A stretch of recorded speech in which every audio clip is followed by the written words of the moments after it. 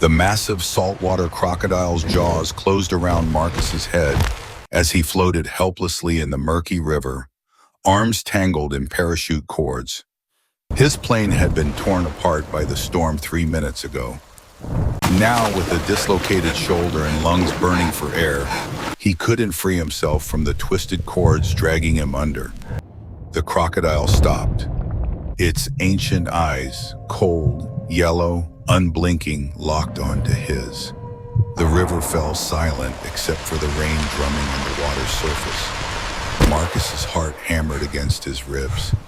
He searched those prehistoric eyes for recognition, for mercy, for any sign that this wasn't how he'd die.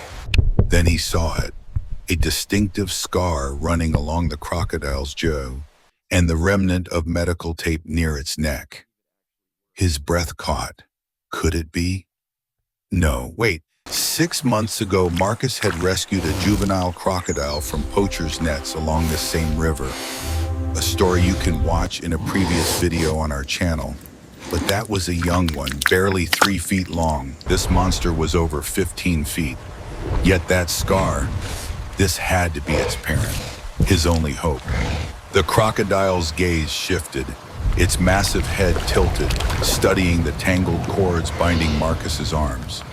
It released a low, rumbling sound, not the hiss of aggression, but something different, deeper. Then with surprising gentleness, it adjusted its grip, lifting Marcus's head above water.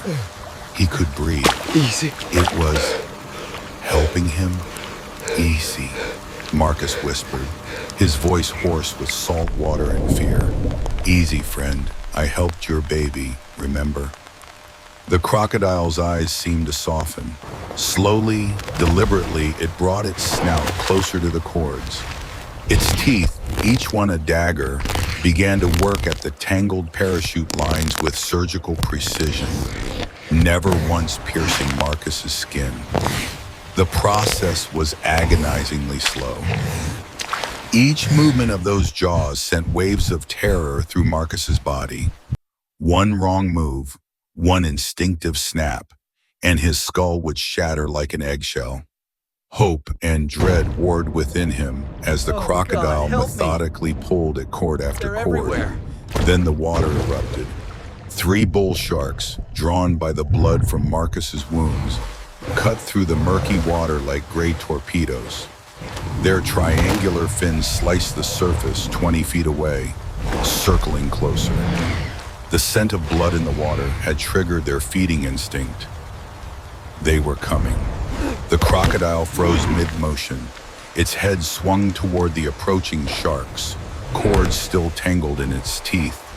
Marcus felt the dilemma in that massive body: continue the delicate rescue or face the immediate threat. The decision came swiftly. The crocodile released the cords, positioning its enormous body between Marcus and the sharks. Its tail thrashed the water in warning, creating waves that rocked Marcus like a doll. A deep, guttural bellow erupted from its throat, a sound that vibrated through the water and Marcus's bones.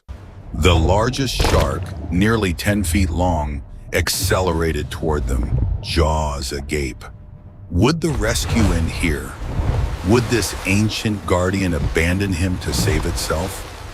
Keep watching to see what happened next. What followed was primal chaos. The crocodile met the lead shark head-on, its jaws clamping onto the predator's midsection with bone-crushing force.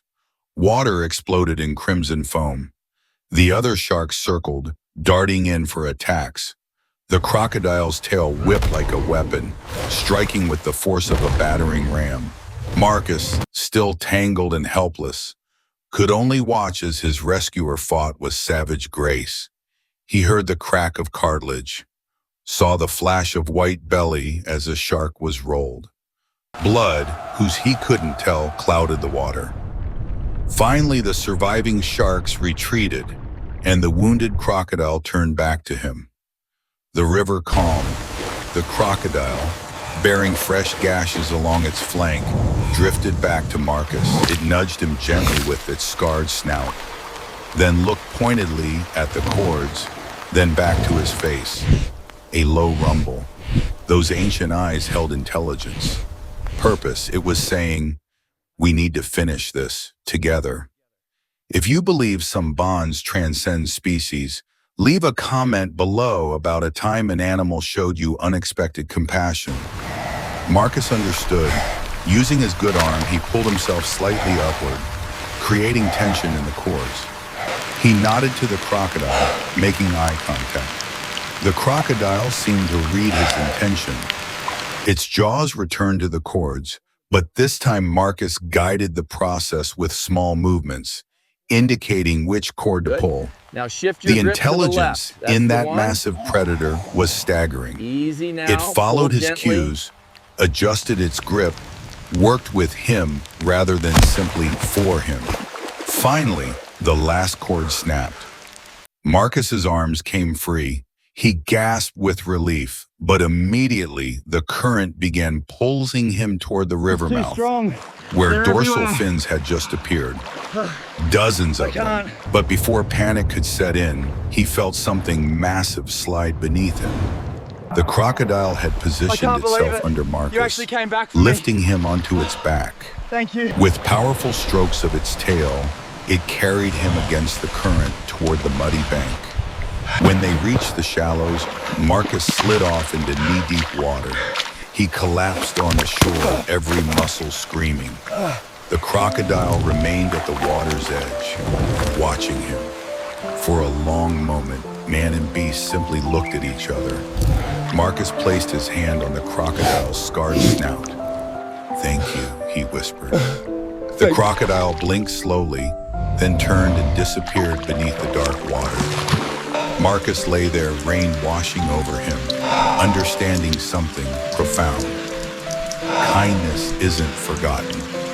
Not by humans, not by creatures we call primitive.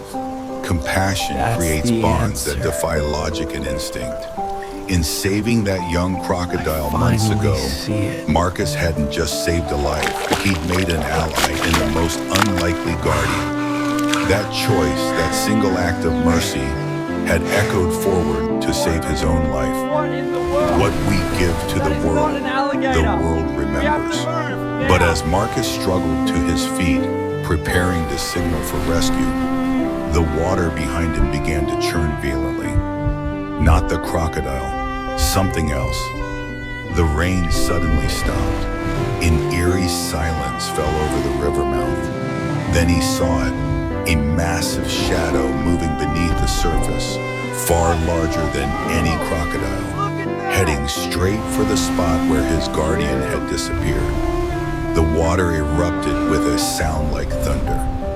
If this story moved you, share this video with someone who needs to believe in hope. The bond between Marcus and the crocodile family isn't over. It's evolving into something no one expected. Subscribe now so you don't miss part 3, where the real mystery of this river is finally revealed. Some rescues are just the beginning.